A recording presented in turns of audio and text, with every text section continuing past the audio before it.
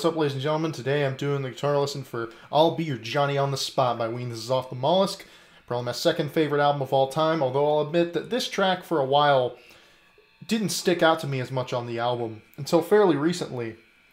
I remember I heard someone say that this song, they thought that this song was neat because it was entirely driven by synthesizers. It's not. It's actually, I'm not really sure if there is a synthesizer other than, because, you know, the drum beat that's a drum machine. It's a really fast song, too, especially when they play it live. But it's a drum machine on the album. And, you know, the guitar, I could see how the guitar sounds kind of synthy, like maybe with some sort of envelope filter. The timbre kind of sounds like... I can make, especially that part sounds, you know... and the guitar solo definitely sounds like it'd be a synth. I want to talk about that later, but once we get to the guitar solo. I figured I could talk a bit about that first, since I played basically the whole song, because the meat of the song, the main parts, the riffs, are very bare bones, although they're really cool. Worth noting two things. First off, it's, once again, slightly detuned on the album. It's not even like a full half step down or full step. It's just like slightly down pitched, but it's an A. And the other thing to mention is that it's pretty different when they play it live. When they play it live, they like to do it. Well, it's not really that different, but on the album it's very much, it's almost like single notes. It feels like octaves.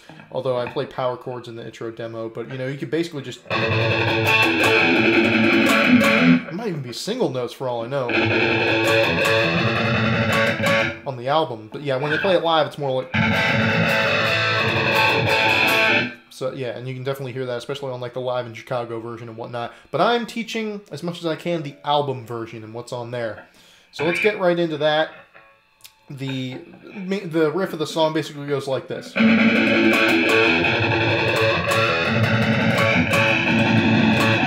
All right, so. This is the rhythm you're going to get with, and you're going to be palm muting. I like to do it on the lowest string. You can also do it on the A string, but I like to do it on the E string. So, right, that's the rhythm you got to get down. Da da da da da da. Down up down up down down.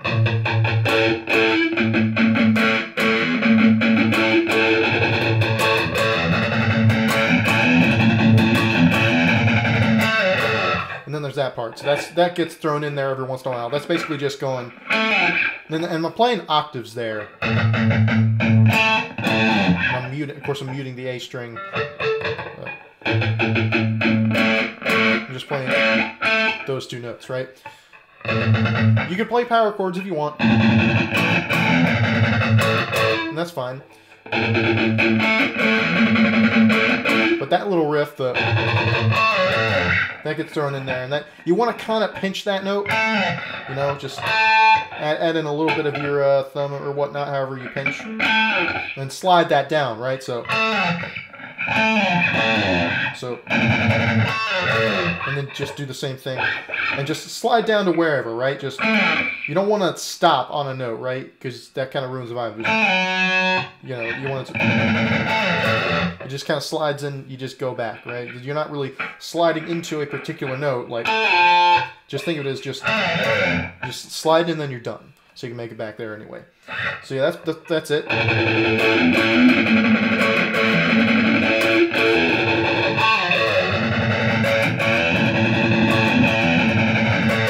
And then we go. I think he throws in the open E there. Right, like that, and then just the G on there. And then he does this little turnaround. Right, and if you want to play the open A there, that's just that. But that's just going chromatically from the 3, 2, 1, 0. So, although I like to go. So.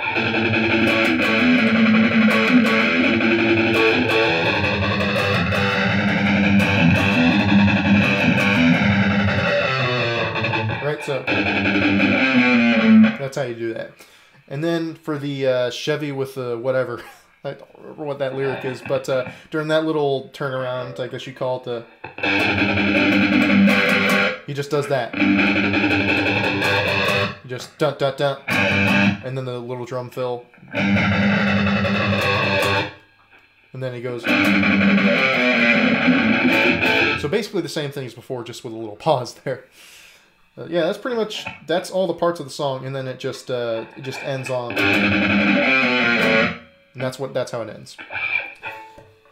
You'd also, by the way, for the octave for the A, you could just go open A with the 7th on the D. Really, there's a lot of possibilities how you do this. The guitar is just the riff of the guitar. That's why Diener, when he does it live, he does stuff like this.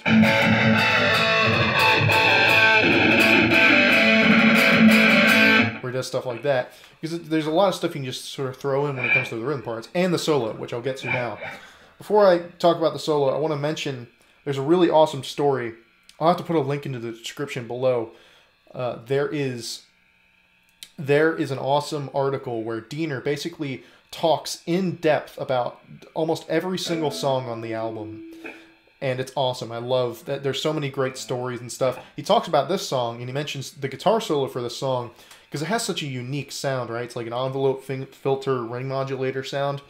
That pedal, he had a pedal or some sort of device, I think it was a pedal, built for him by, I forget what his name was, but some friend or someone that he knew built him that, and he was really excited, and he recorded the solo to this song with it, and then shortly after that, it broke.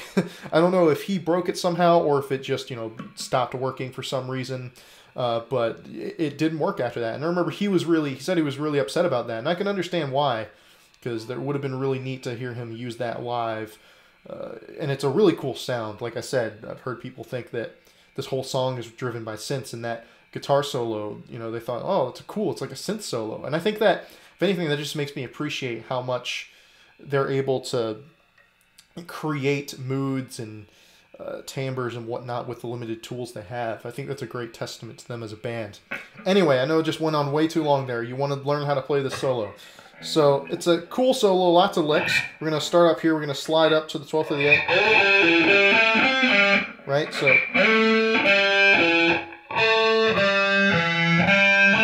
right?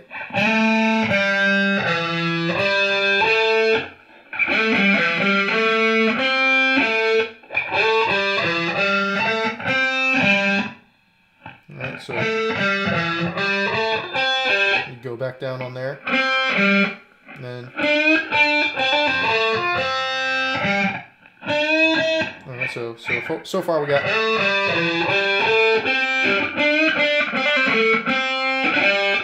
alright.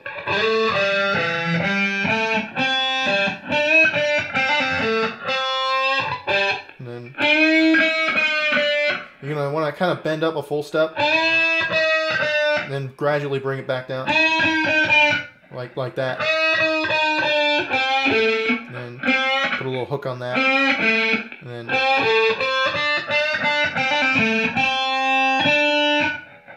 alright, so far we got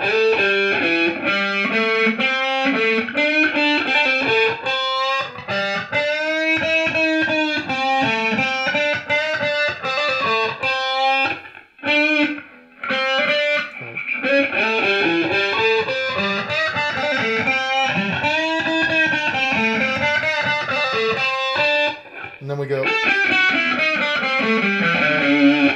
Okay, so that's 14, 12, 11 on the G. Then 14, 11, it's 14, 13, 12. Then 10 on the D, so.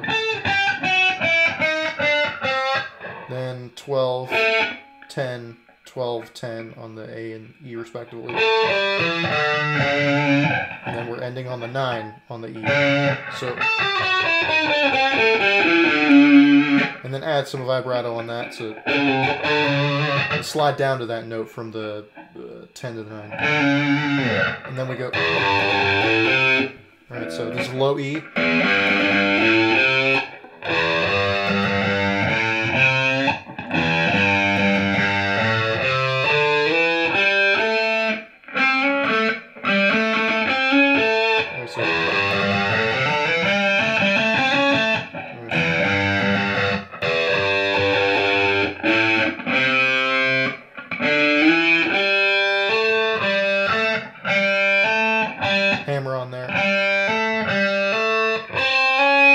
And then he does that.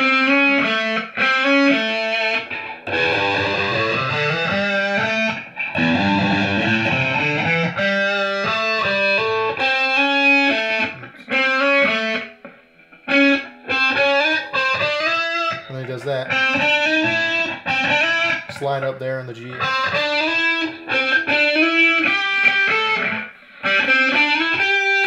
Now we're on the B.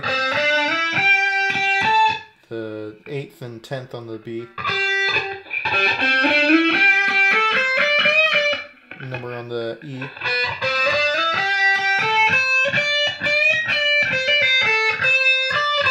Alright, so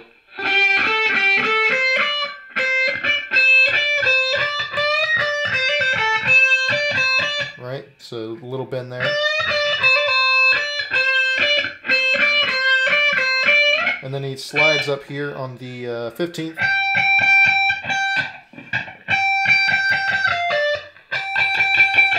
So 15 to 13 to 15 on the E and B. And then do a couple full step bends there.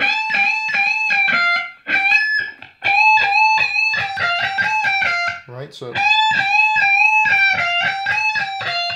then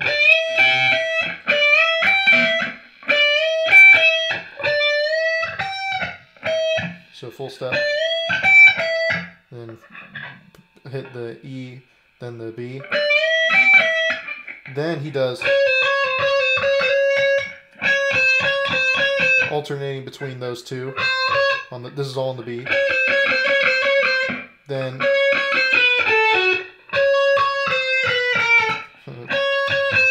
14 and 13, 14 twice, then 13, 12, then 12, 10, then 11 on the G. Do that twice.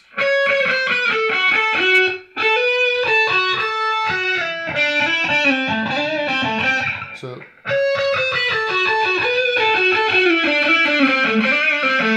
that's just make sure you hammer on there.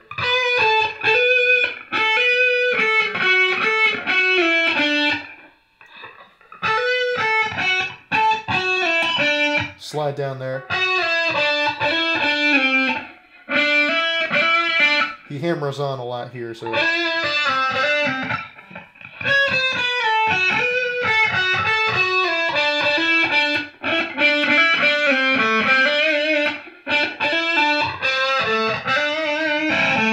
hammer on there and then add vibrato on that.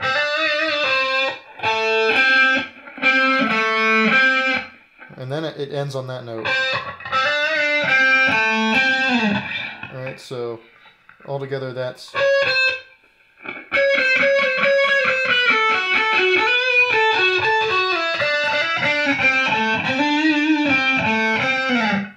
alright, so if you slow it down, that's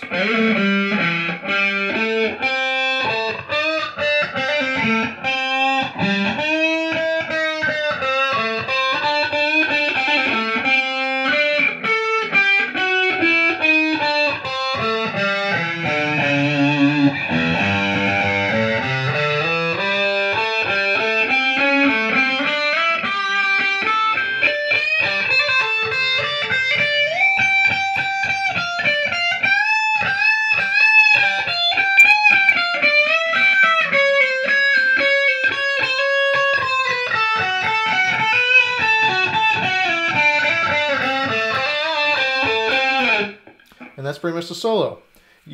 It's good to focus on solos like this lick by lick, right? So don't try and tackle the whole thing all at once and be like, oh, because that'll cause you to feel overwhelmed, right?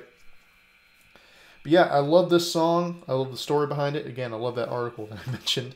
I feel like I really needed to mention that because if you're a fan of Ween, you absolutely owe it to yourself to read that. It's so fascinating. Anyway, but about the song itself, I'm glad I could finally teach it. The next one I'm going to teach is Tick, and that should be a lot of fun.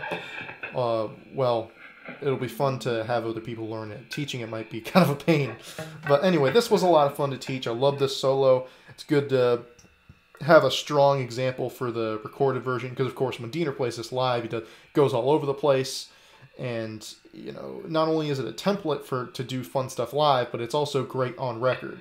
That's why I love so much of what this band does, is that it's, you know, it's like two different songs, you know, when they play it live and when it's on record, and neither one of them, well, most of the time, I don't think that either one of them is invalid. But yeah, it's my little speech at the end, but I hope you got a lot out of this lesson. And yeah, I'll be doing tick next. Hope you have a fantastic day. So take care.